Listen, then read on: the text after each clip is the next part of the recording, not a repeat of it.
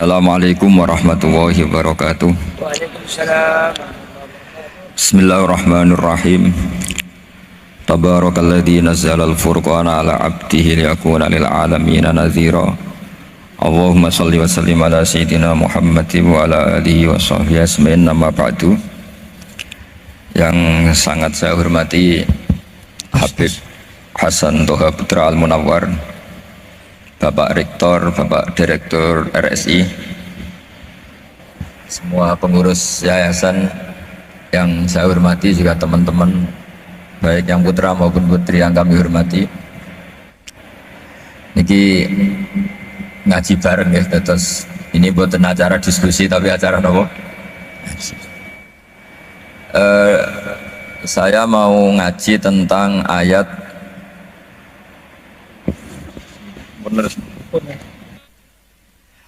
Qul bi fadlillahi wa bi rahmatihi fa bidzalika falyafrahu. Ajarkan Muhammad atau katakan Muhammad pada umatmu, sebaiknya atau seharusnya mereka hanya gembira dengan melihat fadlnya Allah dan rahmatnya Allah. Ini harus kita pahami mulai dari konstruksi yang paling pokok, yaitu akidah. Dua, ahwal. Ahwal itu satu, perilaku sosial. Tiga, mutammimat, sesuatu yang tidak pokok tapi kita butuhkan dalam mengawal hidup ini. Saya beri contoh, orang itu sampai maksiat itu karena cari kesenangan. Misalnya baru penat itu, ingin seneng, ada orang yang macam-macam lah, ingin melihat maksiat, apa itu pornografi, apa nyabu, apa macam-macam. Itu sebetulnya agama punya konsep yang luar biasa, yaitu seharusnya seseorang itu gembira dengan ketaatan. Lalu pertanyaannya, caranya gembira gimana? Gembira itu mudah. Jadi misalnya kamu sujud sama Allah Subhanahu wa taala. Terus cara berpikir begini, ini sekaligus ijazah. Cara berpikir begini, ya Allah, ini kata Sayyidina Ali, kafani izzan an akuna laka abdan wa kafani fakhron an takuna li robban. Ya Allah, betapa sialnya saya andaikan saya jadi budak dari makhluk yang sama. Misalnya sampean itu seorang kiai atau rektor atau doktor atau orang terpelajar, kemudian kamu jadi budak atau hamba dari makhluk yang setara, betapa hinanya saya. Maka kata Sayyidina Ali, ya Allah, saya ini cukup bahagia, cukup bangga karena jadi budak, jadi hamba dari zat yang super atau yang maha super. Gini kok Allah Subhanahu wa ta'ala. Sehingga ada kebahagiaan yang luar biasa karena menjadi hambanya Allah Subhanahu wa ta'ala. Setelah bangga dengan jadi hambanya Allah, maka kita akan malu. Malu misalnya, kok saya bahagia itu nunggu melihat pornografi, melihat maksiat. Itu terus menjadi malu. Kenapa saya bisa didikte oleh hal-hal seremeh itu? Ya, kita malu karena didikte oleh hal-hal yang seremeh itu. Karena kita didikte oleh nafsu. Jadi izzatun nafsi, satu harga diri seseorang itu harus dihidupkan untuk hanya tunduk kepada Allah Subhanahu wa ta'ala. Sehingga Nabi itu melatih satu logika tarkul ma'asi. Nabi itu dulu ketika ada seorang pemuda yang, ya karena mungkin pemuda ya, dia itu mau masuk Islam. Tapi uniknya kata pemuda tadi, saya masuk Islam tapi asal dibolehkan bebas zina. Jadi ini agak sableng kan. Jadi mau masuk Islam syaratnya dibolehkan apa? Zina atau free sex kan. Karena orangnya agak hiper. Itu Nabi tidak langsung mengancam dengan neraka, enggak. Ketika mau pamit gitu, semua sahabat melarang. Mah itu jangan, kamu jangan suan Nabi. Itu permintaan yang enggak masuk akal kan. Setelah lama ditahan, terjadi kegaduhan di masjid. Nabi dengar itu ada apa itu? Itu ada pemuda yang mau masuk Islam tapi yasta'dzinuhu fi zina, tapi mereka minta izin Nabi untuk tetap boleh zina. Kata Nabi, pemuda itu suruh masuk, suruh menghadap saya. Ketika menghadap Nabi, saya ulang lagi, ketika menghadap Nabi, Nabi mengajarinya itu luar biasa. Nabi tidak langsung mengancam dengan neraka atau dengan azab, itu enggak. Tapi kata Nabi, atuhibbuhu li ummik. Kamu suka kalau ibu kamu itu jadi demenannya orang banyak. Oh enggak ya Nabi, yang demen ibu saya tak bacok kan. Karena ini agak preman, di mana-mana orang nakal agak preman. Terus atuhibbuhu li bintik. Kamu suka kalau putri kamu ya digitukan orang-orang. Oh ya enggak Nabi, yang gitukan putri saya tak bacok. Atuhibbuhu li kholatik. Kamu suka kalau bule kamu digitukan. Atuhibbuhu li ammatik. Kamu suka kalau saudara bapak kamu digitukan. Nabi itu mengeset ya. Cara sekarang itu otak mungkin. Nabi itu meluruskan otaknya anak muda itu betapa buruknya zina. Cara bahasa Arab ditakbih. Betapa buruknya zina. Kamu suka kalau korbannya ibu kamu, putri kamu, bude kamu, bule kamu. Sehingga orang itu matur ya hasbuka ya Rasulullah, ini sudah cukup. Saya tidak pernah melihat sesuatu seburuk zina. Jadi fa'al qawwa fi qalbihi bughdha zina. Kemudian Allah meletakkan di hatinya, menanamkan benci zina. Sehingga akhirnya pemuda tadi menjadi iffah, menjadi menghindari zina. Artinya begini ya, ini mungkin yang lolos dari para kita sebagai dai, kita tidak belajar banyak tarbiyahnya Rasulullah SAW. Jadi kalau kita benci maksiat itu jangan hanya ditakdir, ditakutkan neraka, itu enggak. Jangan hanya itu, tapi di logika. Ini Pak, oh, sama iya. kurang dekat. Oh iya. Sama kurang dekat. Jadi kalau kita menghindari maksiat itu selain karena takut azab, itu ada logika, ada rangkaian pikiran yang menjadikan kita anti satu perbuatan apa maksiat. Jadi misalnya gini ya, kira-kira ginilah kalau contoh gampang itu. Ada orang gitu ya, nyanyi dengan pakaian yang mungkin pornografi gitu. Mungkin pemuda-pemuda ingin melihat itu, tapi bisa diobati gini. Kok enak dekne mergawe kok tak bayari, aku kehilangan duit. Meskipun dengan logika yang agak serampangan, yang penting menjadi kita ini punya harga diri untuk tidak tergantung hal-hal seperti itu. Sehingga Nabi itu cara menggambarkan tadi mulai atuhibbuhu li ummik. Kamu suka kalau ibu kamu jadi demenannya orang lain. Pemuda tadi bilang yang demen ibu saya mau saya bunuh. Ditambah lagi atuhibbuhu li bintik. Bagaimana kalau korbannya putri kamu, bule kamu, bude kamu. Sehingga terus si pemuda tadi betapa buruknya zina, betapa murahnya zina. Akhirnya pemuda tadi al-qawwa fi qalbi bughdha zina. Terus kemudian pemuda tadi itu sangat membenci dengan apa? Berzina. Nah, pikiran-pikiran seperti ini harus kita tanamkan. Harus kita tanamkan supaya orang itu benci melakukan maksiat. Karena satu memang takut sukhtuwah, takut dibendu Allah atau dibenci Allah. Dua, memang logika kita mengarahkan tidak maksiat. Nah, ini yang terkait Unisula yang nangani kedokteran, nangani medis. Sesuatu yang dilarang Allah itu pasti madarat. Maka untuk melarang seseorang bergantung sama narkoba misalnya, atau hal-hal yang bahaya pada fisik, itu satu tentu bagi ahlullah, tentu karena takut Allah. Tapi banyak masyarakat yang memang benar-benar bisa meninggalkan narkoba karena efek buruknya narkoba, efek buruknya ganja.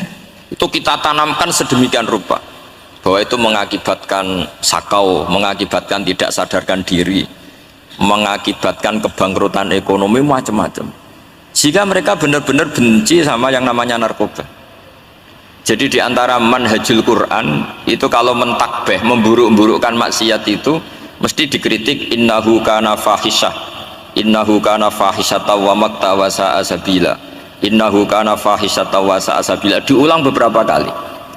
Sehingga dibutuhkan kecakapan untuk menganggap satu hal yang buruk itu fahsyah, sesuatu yang enggak rasional, sesuatu yang tidak positif, sesuatu yang pasti berdampak negatif. Sehingga kalau misalnya tadi dibacakan oleh Qori, kuntum khaira ummatin ukhrijat linnasi ta'muruna bil ma'ruf wa tanhauna 'anil munkar. Untuk berhenti dari kemungkaran itu satu takbihun litilkal mungkar atau litilkal mungkarat, bahwa mungkarat itu kita cap, kita stigmasi bahwa itu buruk sekali. Seperti Nabi mengajarkan pemuda tadi, masa kamu suka ibu kamu digitukin lelaki lain, putri kamu, bulik kamu, bude kamu, sehingga orang ini pikirannya termindset betapa buruknya zina. Sama seperti kita sukses memindset betapa buruknya narkoba, betapa buruknya bahan-bahan terlarang. Begitu juga seterusnya, terus pengkhianat dan sebagainya. Tapi problem manusia adalah dia itu akan mencari kebahagiaan atau kesenangan sesaat. Maka caranya gimana?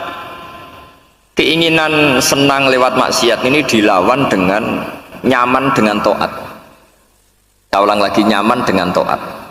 Sehingga ulama dulu punya kalimatul munajat, artinya kalimat hubungan pribadi sama Allah yang menjadikan orang itu nyaman. Dan ini yang diajarkan kitab-kitab tasawuf. Kitab tasawuf itu sukses mengajarkan melihat alam raya ini semuanya nyaman, termasuk yang mengecewakan. Itu dianggap nyaman. Saya berkali-kali mengajarkan ilmu ini karena ini musalsal ila Rasulillah SAW. Itu pernah suatu saat Imam Ahmad itu dipanggil sama tetangganya, anak muda. Tentu Imam Ahmad ini orang yang sangat soleh, sangat waroi, sangat tunduk sama perintahnya Allah dan Rasul. Pemuda tadi manggil, ya Ahmad, datang ke rumah saya. Imam Ahmad datang. Setelah sampai ke pemuda tadi, sudah pulang lagi, saya tidak butuh kamu. Pulang lagi. Setelah sampai rumah dipanggil lagi, ya Ahmad, datang lagi. Datang lagi. Oh, saya tidak jadi butuh, pulang lagi. Sampai 3 kali. Dan itu perangai apa? Ekspresi Imam Ahmad itu atau ulama lain yang sesoleh beliau itu nyaman, indah. Beliau tetap senyum-senyum nyaman itu. Beliau tidak tersinggung, tidak terprovokasi, tidak, ya pokoknya tidak tersinggung, kelihatan nyaman. Lama-lama pemuda ini terus tanya, ya Ahmad, kamu saya perlakukan seperti ini kok tidak tersinggung? Kamu senyum-senyum saja, happy-happy saja. Jawabnya Imam Ahmad itu unik. Wahai pemuda, saya kamu panggil itu senang sekali. Karena kata Nabi, kalau kamu iman dengan Allah dan Rasul, maka hormatilah tetangga. Jadi saya senang. Karena nuruti perintah Allah untuk menghormati tetangga. Jadi tidak ada urusannya dengan kamu. Kagetnya kayak apa? Jadi dipanggil tetangga ya senang karena melakukan perintahnya Allah dan Rasul, yaitu ikramul jar, fal yukrim jarahu. Disuruh pulang, kamu ingin saya pulang, ya saya pulang. Disuruh datang, ya saya datang. Jadi saya tidak tersinggung, saya tidak ada urusan dengan kamu. Urusan saya dengan Allah Subhanahu wa Ta'ala. Itu kalau bapak-bapak istrinya ngomel terus sabar itu ya bagus. Saya tidak punya urusan. Kalau kamu terprovokasi oleh istri, berarti kamu didikte oleh makhluk. Masa seorang rektor didikte makhluk? Kan tidak keren. Apalagi seorang habib didikte makhluk, kan nggak keren. Yang bisa mendikte kita hanya Allah Subhanahu wa Ta'ala. Dan Allah mendikte kita, mengajarkan kita wa ashiruhunna bil ma'ruf fa in karihtumuhunna fa asa an takrahu syai'an wa yaj'alallahu fi khairan katsira. Jadi cara melihat istri kita bawel gitu atau cerewet, alhamdulillah ini ada pahala tanpa modal, cukup sabar. Kalau istri kamu sedang mesra malah mintanya ke mall, malah biayanya tinggi. Murah mana dapat pahala dimarahin sama saat mesra minta ke mall? Milih yang pertama kan? Nah ya itu tidak usah modal itu. Ya gitu aja. Jadi kalau istri sedang marah bawel, anggap saja ini rezeki, dapat pahala tanpa apa? Biaya. Tapi kalau pas rukun malah nantang ke mall, biayanya malah tinggi. Jadi ulama dulu itu melihat dunia itu happy. Pernah Imam Syafi'i dikasih tahu, orang yang tadi nyium tangan kamu ya, itu di rumah menghujat Anda. Jadi dia sopan hanya di depan Anda, kalau di luar menghujat Anda. Jawabnya Imam Syafi'i lucu. Ya baguslah. Yang cerita ini kaget. Kenapa bagus ya Aba Abdillah? Kalau manggil Imam Syafi'i ya Aba Abdillah. Ya berarti saya masih wibawa, di depan saya tidak berani katanya. Jadi dipandang enteng saja. Jadi kalau kamu di depan kamu istri kamu tidak berani belanja, tidak ada kamu belanja banyak, anggap saja Anda wibawa. Jadi enteng saja. Pernah Imam Syafi'i dikasih tahu, separuh dari kampung Anda itu gak suka kamu. Ya bagus lah. Kenapa? Oh nak rukun malah bakal utang katanya gitu. Kira-kira yang utang itu yang rukun apa yang neng-nengan? Yang rukun. Jadi enteng saja. Masyhur itu makalahnya Imam Syafi'i. Waman asa'a ilaika faqad atlaqaka. Orang yang berbuat buruk sama kamu berarti membebaskan kamu. Kalau saya sedang nenengan sama Habib Hasan Toha Putra, beliau naik Alphard nggak nawarin saya sah karena baru nenengan. Tapi kalau sedang rukun malah harus repot mana? Rukun sama tidak rukun? Repot rukun sebetulnya. Jadi Imam Syafi'i itu happy saja. Kalau sedang rukun sama tetangga ya dianggap rukun itu satu kenikmatan. Sedang tidak rukun ya dianggap satu kenikmatan. Jadi orang dulu itu serilek itu melihat dunia. Kalau kita kan enggak, ego. Wah saya ini suami kok dimarahin istri. Wah ini egonya bangkit. Padahal egonya bangkit itu ada kebodohan di situ. Yaitu seorang rektor didikte seorang istri, seorang makhluk. Apalagi kalau Anda daftar wali itu tidak akan jadi wali. Ini wali kok tunduk sama makhluk. Karena didikte apa? Makhluk. Maka Imam Ahmad ketika tetangganya bully gitu ya santai saja, beliau happy. Ketika pemuda tadi iskal janggal, kenapa kamu nggak tersinggung ya Ahmad? Memangnya saya harus tersinggung gimana? Kan tak panggil tidak jadi, tak panggil tidak jadi. Hei pemuda, saya ini tidak punya urusan dengan kamu. Saya nuruti kamu karena perintahnya Allah. Saya senang melakukan perintah Allah, harus berbaik sama kamu. Sampai 3 kali. Jadi kebahagiaan ini pula yang harus kita latih dalam melakukan ketaatan. Tapi kalau kita sudah tidak bahagia dengan taat itu bahaya sekali.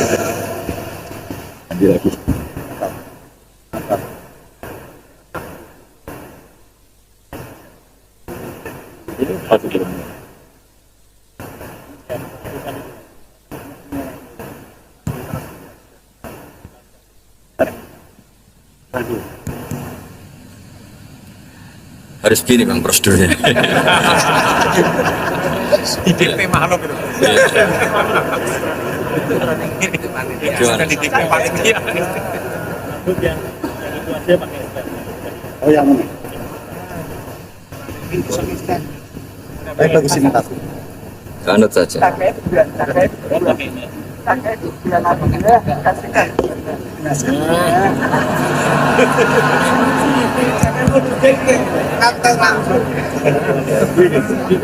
Ya.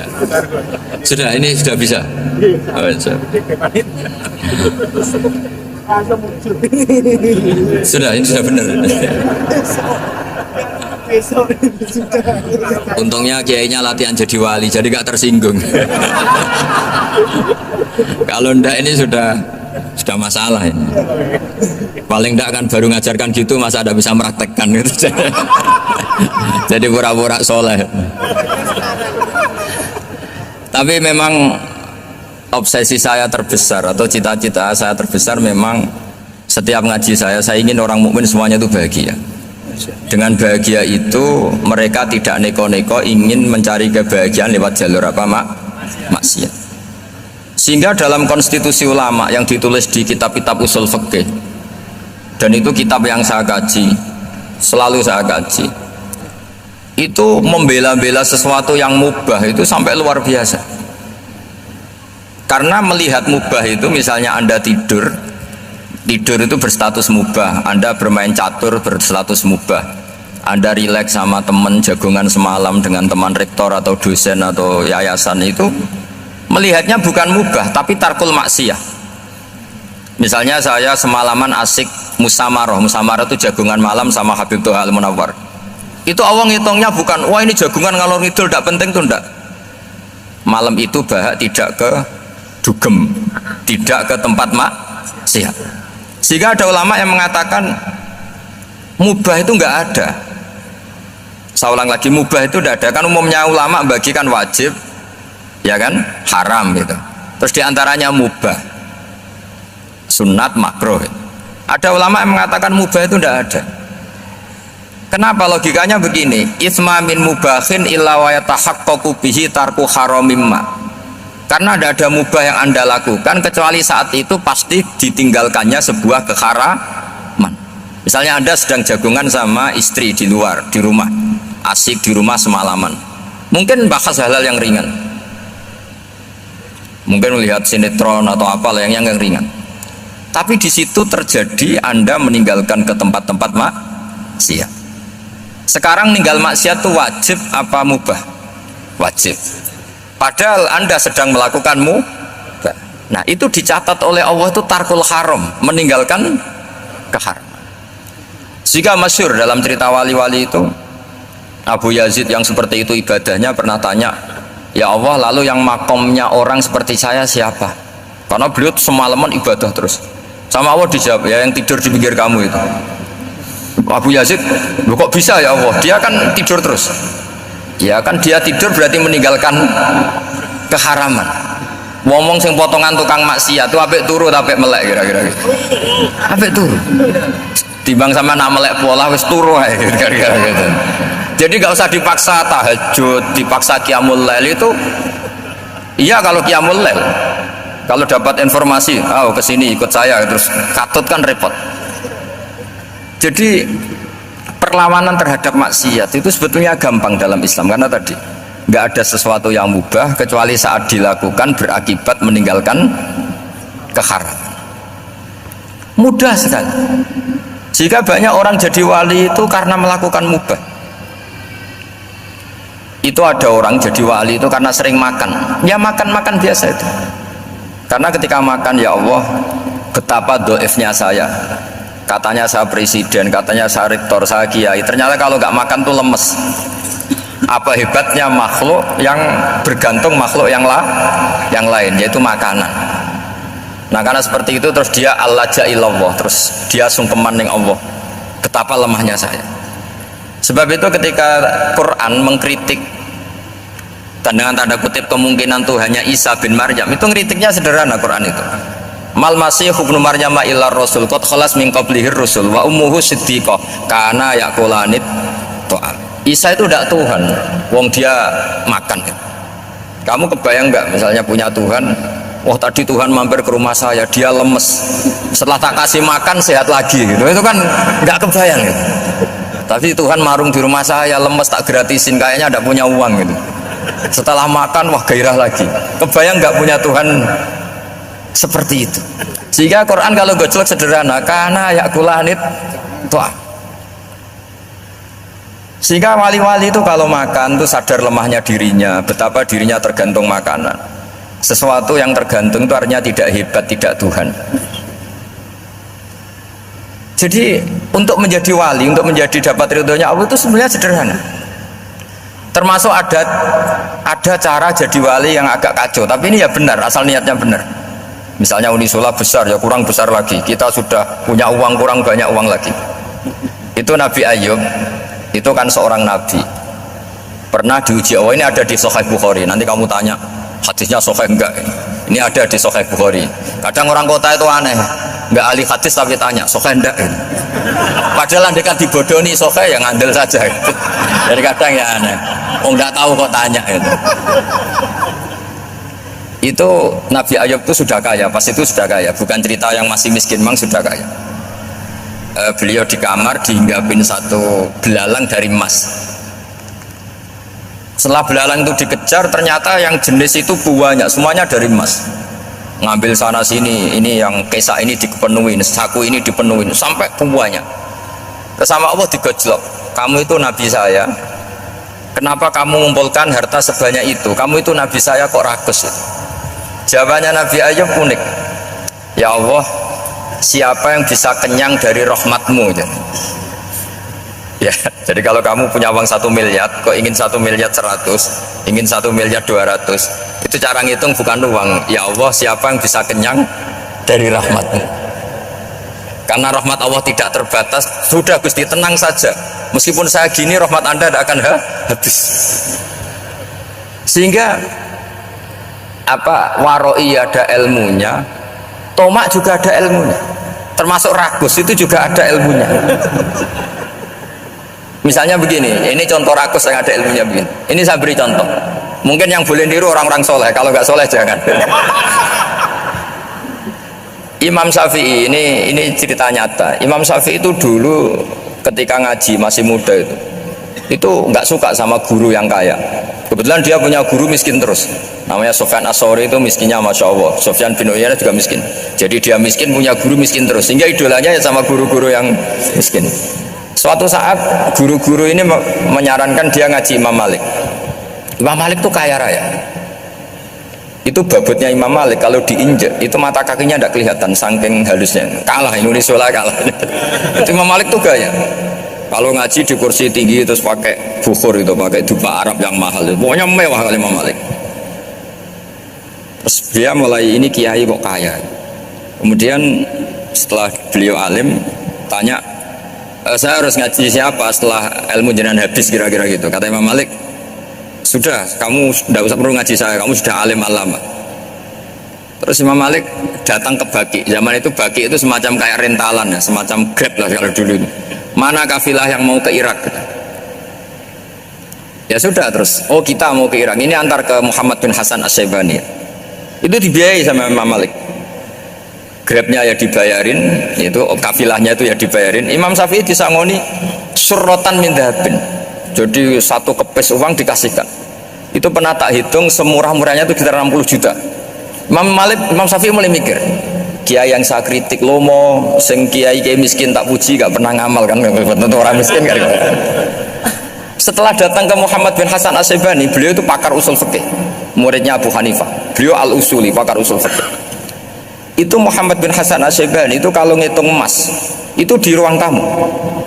Uangnya miliaran, emasnya banyak. Dari kota ini dipindah ke kota ini, emas kalau ngitung di ruang tamu. Bukan di kamar, di ruang tamu. Imam Syafi'i tambah kaget. Imam Malik kayak gitu sudah saya soal, malah ini kaya raya. Setelah Imam Syafi'i kelihatan kaget, digojlok sama Muhammad bin Hasan As-Syaibani karena beliau senior. Ata'jabu min hadza, kamu aneh melihat ini? Iya. Kenapa? Ulama kok kaya raya.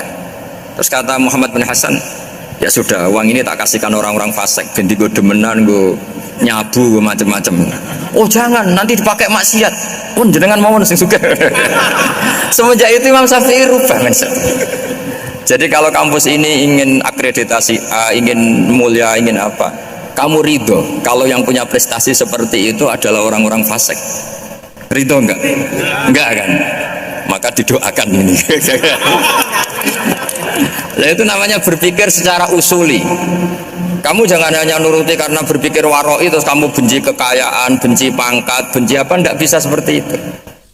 Karena pangkat dan kekayaan ketika dikelola secara kesolehan maka akan menjadi energi positif yang luar biasa. Semenjak itu Muhammad bin Hasan As-Syaibani berhasil mendidik Imam Syafi'i. Sampai akhirnya keterusan Imam Syafi'i berpendapat kalau orang Islam bisa bikin rumah tingkat kok punya rumah reot itu haram. Nah, ini keterusan. Kalau bisa jadi bupati kok jadi ketua RT juga haram. Karena al-Islam ya'lu wala yu'la alaih. Islam itu luhur bukan bisa diluhurin. Sehingga rata-rata orang Syafi'iyah termasuk kiai-kiai Indonesia itu rata-rata ya agak-agak politikus. Ya agak-agak kedonyan, mungkin sebagian kedonyan tenan gitu. Karena nggak ridho gitu loh kalau kesempatan itu dikuasai orang fasik kemudian menjadi kekuatan maksi. Coba kalau bupati itu orang yang fasik, kemudian programnya supaya rakyat seneng semalaman dangdutan yang purno misalnya, supaya rakyat seneng dibolehkan dugem, dibolehkan judi. Tapi kalau yang jabat orang soleh kan ada beberapa perda yang menolak penyakit apa? Masyarakat. Jadi kamu jangan melihat bahwa kepangkatan ini hanya sebagai alat korupsi, alat otoriter, enggak. Asal kena orang soleh, maka ini menjadi energi kesolehan atau energi positif. Sebab itu ketika Allah muji para nabi yang soleh, diantaranya disifati apa? Faqad ataina ala Ibrahim al-kitab wal hikmata, terus ayat wa atainahum mulkan azim. Dan Nabi Ibrahim dan keluarganya tak kasih kerajaan yang besar.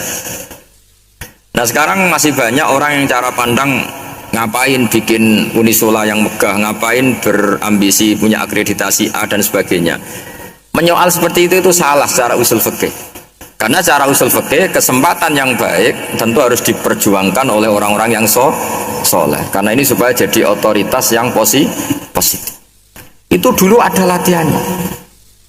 Jadi orang dulu itu gampang sekali ketika milih miskin ditanya, kenapa miskin? Saya ingin hisab saya ringan.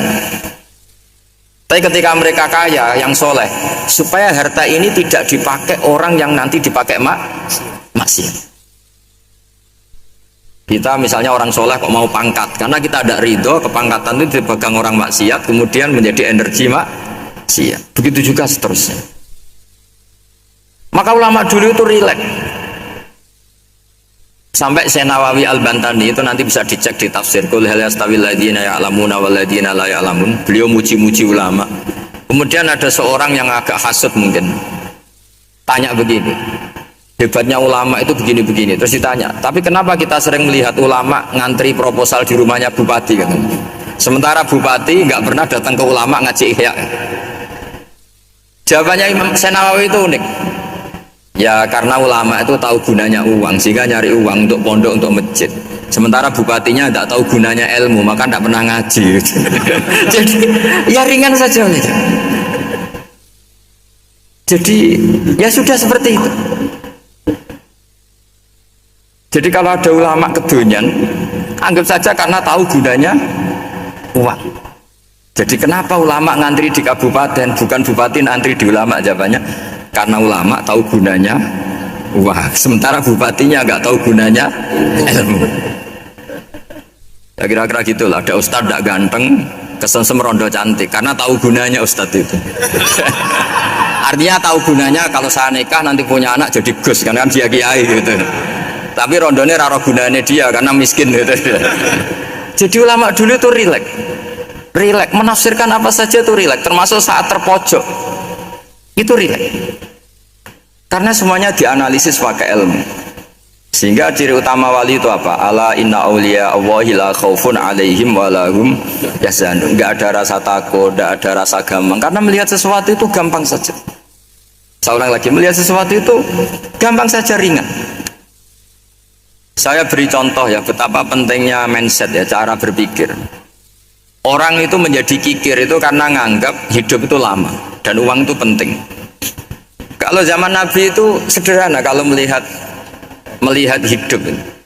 Pernah suatu saat Nabi itu punya jatah makan, karena Nabi itu hidupnya juga pas-pasan. Jadi Nabi itu unik. Beliau di satu sisi kaya raya, bisa ngurmat Abu Hurairah, Ammar, Suhaib. Ashabu Sufa itu dirawat Nabi semua. Itu kan kaya, bisa ngerawat sekian orang. Tapi di sisi yang lain untuk pribadinya beliau miskin. Kadang nggak bisa makan hari itu. Tapi di saat yang sama bisa merawat Ahlus Sufa. Jadi keliru kalau orang hanya cerita Nabi itu miskin, untuk makan dirinya aja susah. Itu keliru. Kelirunya kalau tidak diteruskan, tapi Nabi mampu menghidupi Ahlus Sufa. Singkat cerita, jatah makannya Nabi itu dikasihkan orang. Ketika Nabi ditanya, ya Aisyah, makanan jatah saya di mana? Oh ya Rasulullah, tadi ada orang minta tak kasihkan, maka makanan itu habis. Apa kata Nabi? Kamu salah Aisyah. Yang kamu kasihkan itu justru yang masih. Ya, yang kamu kasihkan itu justru yang masih. Sehingga Nabi menganggap, makanya Nabi terus ngendikan. Ya kalau mukhatabnya lelaki ya kira-kira begini. Wa hal laka min malika illa ma akalta fa'afnaita wa labista fa'ablaita. Terus tanya wa tasaddaqta fa'abqaita, kata Nabi. Harta kamu ya kamu makan kemudian ke WC jadi kotoran, atau punya pakaian mewah nanti rusak. Wa tasaddaqta fa'abqaita. Ada yang kamu sedekahkan, yaitu yang abadi sampai akhir. Sehingga banyak pengusaha yang mencintai saya setelah tak ajari hadis itu, misalnya punya uang 1 miliar karena dia spekulan atau pedagang rawan bangkrut, disedekahkan ke masjid 50 juta, yaitu yang abadi. Jadi kalau suatu saat bangkrut, dia masih punya uang 50 juta di akhirat. Jadi Nabi itu mengajari sedekah itu apa? Ya sedekah itu pengabadian uang. Kalau kita kan enggak, bilang sedekah itu nguras uang. Itu pikirannya setan, dan pikirannya orang Islam. Itu cara berpikir setan, bukan cara berpikir umat apa. Sehingga Sayyid Ali Zainal Abidin itu kalau ada orang minta, kemudian beliau ngasih, itu Beliau bilang gini, marhaban biman hamala zadi ilal akhirah. Matur nuwun nggih jenengan sing beto sangu kula nate. Jadi dianggap teller saja. Orang yang minta uang beliau itu dianggap tukang nyatet bank ini. Karena sudah ditabungkan, ya sudah. Kalau kita kan enggak, wah pengemis tuh ganggu gini-gini. Kecuali pengemis profesi ya mungkin kita agak-agak enak. Pada zaman akhir tuh ada pengemis apa? Profesi, jadi repot tuh. Terus tak beri contoh lagi kebahagiaan ketika kita milih Islam moderat. Islam kita diajarkan guru-guru kita, utamanya oleh guru kita Mbah Maimun.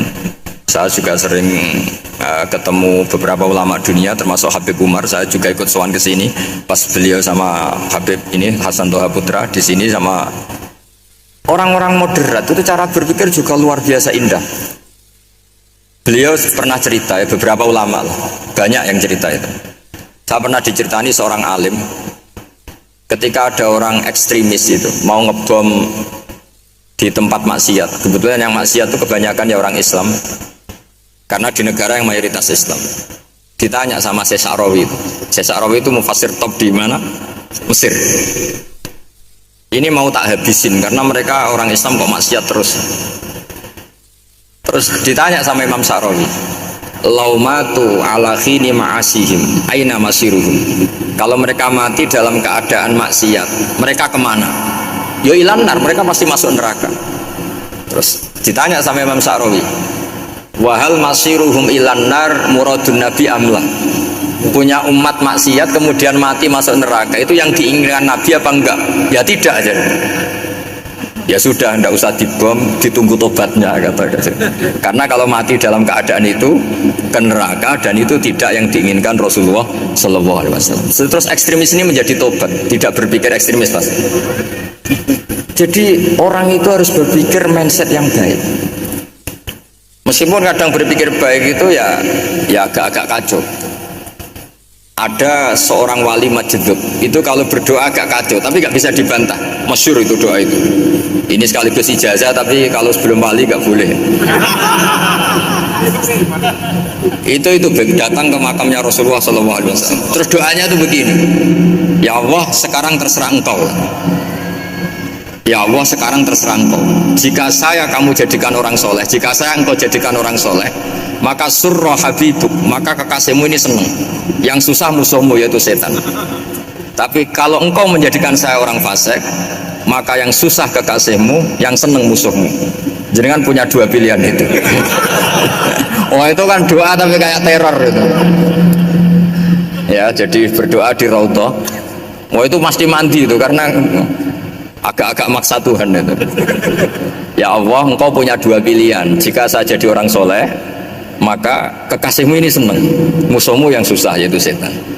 Tapi jika saya jadi orang fasik, maka musuhmu yang senang, kekasihmu yang susah. Mohon terserah jenengan, mau menyenangkan kekasihmu apa menyenangkan musuhmu gitu. Kira-kira gimana? Kalau tertarik boleh doa itu dipraktekkan. Tapi kayaknya kalau copy paste itu gak keren apa? Jadi dulu orang itu muamalah sama Allah dan Rasul itu rileks. Rileks itu nyaman karena ya tadi kul bi fadlillah wa bi rahmati fa bidzalika falyafrah. Sehingga Imam Izzuddin bin Abdissalam itu ngendikan innalladzina yarmunal muhsanatil ghafilat. Di antara kebaikannya ibu-ibu atau mbak-mbak ini harus berstatus ghafilat. Perempuan-perempuan pelupa. Ghafilat itu pelupa. Pelupa dari kenikmatan maksiat sehingga mereka dengan taat. Misalnya ada ibu-ibu atau mbak-mbak atau juga bapak-bapak tahajud, kemudian nyaman dengan tahajud itu. Kira-kira terbersit enggak ingin maksiat?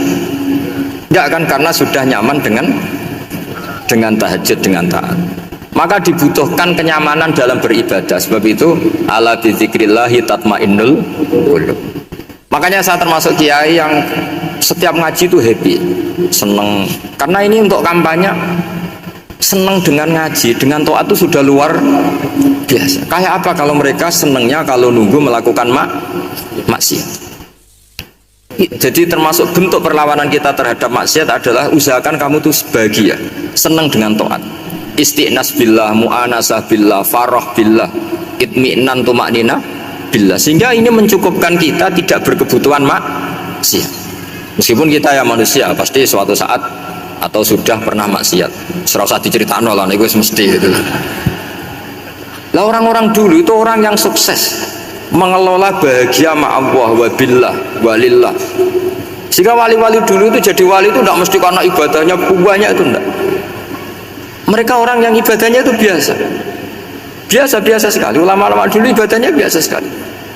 Tapi qulubuhum ma Allah, hatinya itu ma Allah. Itu ada seorang wali itu jadi wali, Umar bin Abdul Aziz, yang dikenal khamisul khulafa. Khulafa. Di luar khulafa Rasyidin 4, di antara yang soleh adalah siapa? Umar bin Abdul Aziz. Itu ketika mau meninggal, itu senangnya bukan main. Itu semuanya nangis, beliau senang. Terus tanya, kenapa kamu senang? Memangnya saya kalau mati itu kemana aja? Ila khairi madhubin ilah, ke zat terbaik. Dibang urip mbek kowe bulet atau mbek arhamur rahimin ya. Yaitu Allah Subhanahu wa taala. Jalaluddin Ar-Rumi ketika mau meninggal itu muridnya nangis semua, beliau marah. Kamu harusnya pesta karena saya mau ketemu kekasih saya, malah kamu tangisi, goblok sekali kamu katanya. Jadi orang-orang dulu itu luar biasa. Karena tadi mereka tidak ingin ketemu Allah itu dianggap problem. Harus sesuatu yang membahagiakan. Makanya wali-wali itu kalau berdoa begini, wa khairu ayyami yauman alqa fih, dan jadikan hari terbaikku adalah hari ketika saya ketemu engkau ya Allah. Pernah dengar doa itu? Wa khairu ayyami yauman alqa fih, dan hari terbaikku adalah hari saat ketemu engkau. Apaan kan enggak? Sampai matiku wedi. Saya tidak tahu wedi dosa apa wedi Israel apa wedi malaikat siapa? Mungkar nakir. Sebenarnya tidak perlu seperti itu. Karena cara pandang Nabi itu ini bisa dipraktekkan. Kalau kamu orang baik, mati artinya apa? Ya baik. Karena husnul khotimah. Kalau kamu orang yang buruk, itu kata Nabi, anggap saja mati itu akhir dari keburukan kamu. Nah, aku urip terus, malah maksiat terus. Maka Nabi itu kalau ngajari kita berdoa gini, Allahumma ja'alil hayata ziyadatan li fi kulli khairin wal mauta rohatan li min kulli syarrin. Ya Allah, kalau saya hidup, ya anggap saja ziyadah fi kulli khairin, berpotensi nambahi kebaikan. Kalau saya mati, anggap saja ini akhir dari segala keburukan. Maka saya berkali-kali guyon. Makanya tradisi ulama-ulama NU, ulama-ulama pesantren, ya ada hanya NU, pokoknya ulama-ulama alim. Itu kalau ada orang mati, orang nakal gitu mati, ini saya gitu, itu hadirin mesti gak terima. Wah, api enang di wong nakal. Tapi dipaksa sama kiainya, saya gitu. Lama-lama dipaksa. Saya gitu. Padahal yang hati ini kiai, wis ra iso maksiat meneh wis saya gitu. Karena dengan mati berarti saya sudah tidak bisa maksiat lagi. Jadi Nabi melihat hidup dan mati itu segampang itu. Kalau al hayata ziyadatan li fi kulli khairin wal mauta rohatan li min kulli syarr. Coba kita ke depan itu kan ada potensi zina, potensi korupsi, potensi maksiat. Yang bisa menghentikan potensi itu apa tuh Pak?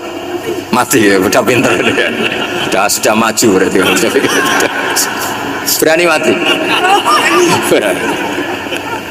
Tapi jangan di sini kalau panitia nanti. Artinya yang selama ini kita risau dengan kematian, dengan apa? Nabi ngajari kita tadi. Allahumma ja'alil hayata ziyadatan li fi kulli khairin wal mauta rohatan li min kulli syarr. Ya Allah, jadikan hidup ini sebagai bekal menambah kebaikan, dan suatu saat kalau saya mati, semoga itu akhir dari segala keburukan. Jadi artinya Nabi itu ngajari kita itu positif terus. Sama seperti ulamanya tadi. Nak lagi rukun mbek tonggo ya sanggep ae kanca keapian. Nak nenengan ben ra utang ngoten. Dadi pokoke penak terus itu.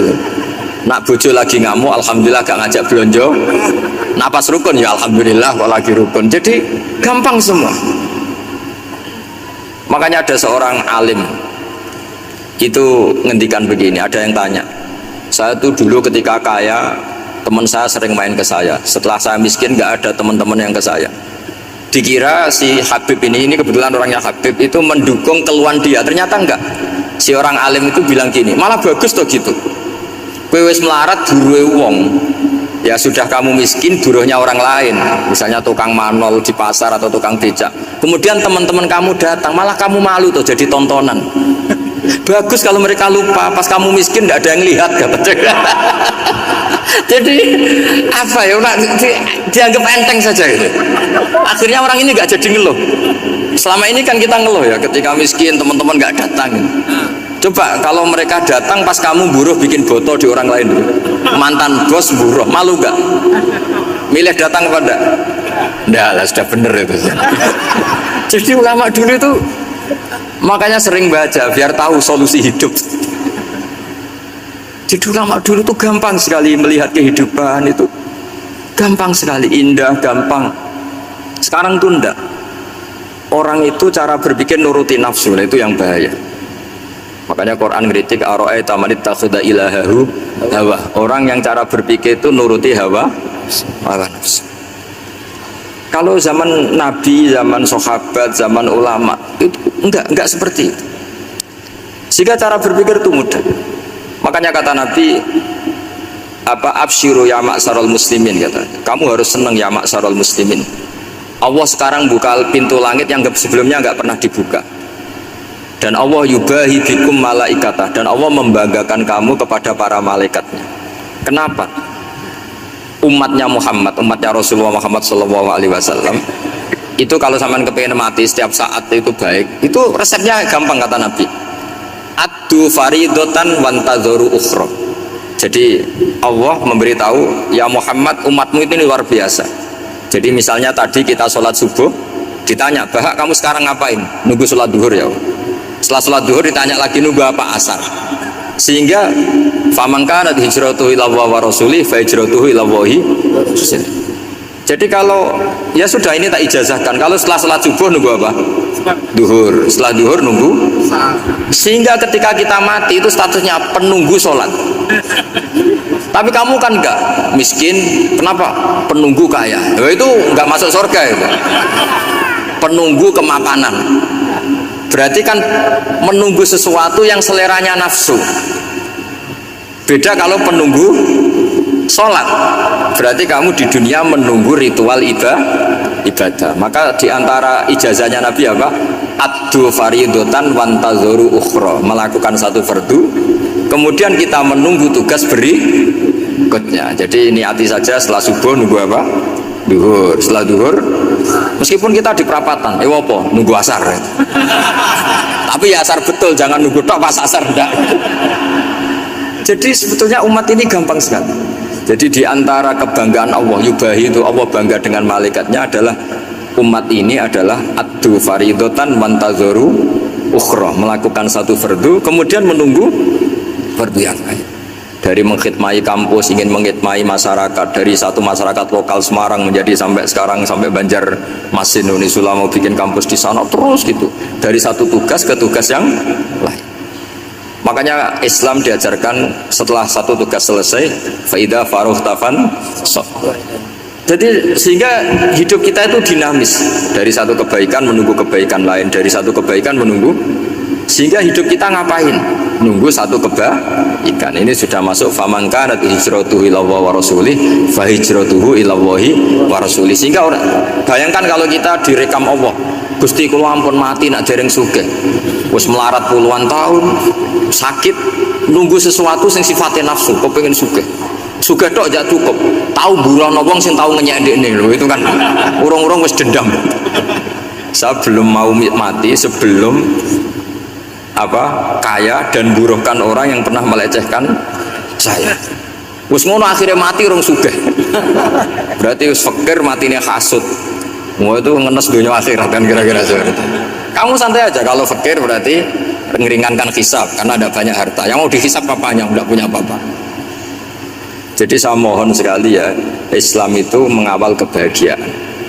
Sebab itu sampai bahagia itu menjadi perintah Islam, qul bi fadlillah wa bi rahmati fa bidzalika falyafrahu. Karena dengan bahagia bitaat diharapkan orang Islam itu tidak bahagia atau cari kesenangan lewat jalur maksiat. Sehingga ciri utama wali apa? Ala inna awliya Allahi la khaufun alaihim walahum yahzanun. Sehingga ulama dulu itu rileks-rileksnya, termasuk yang saya ceritakan tadi, Imam Ahmad, Imam Syafi'i, itu melihat apa saja rileks saja. Ya tadi kalau disenangi orang ya barokah, punya kawan kebaikan. Nak dineng ya barokah dineng di gedingi tonggo rada utang ngeranjuk tulung itu. Jadi rileks saja. Masyhur itu Imam Syafi'i ngendikan waman asaa ilaika faqat atlaquka.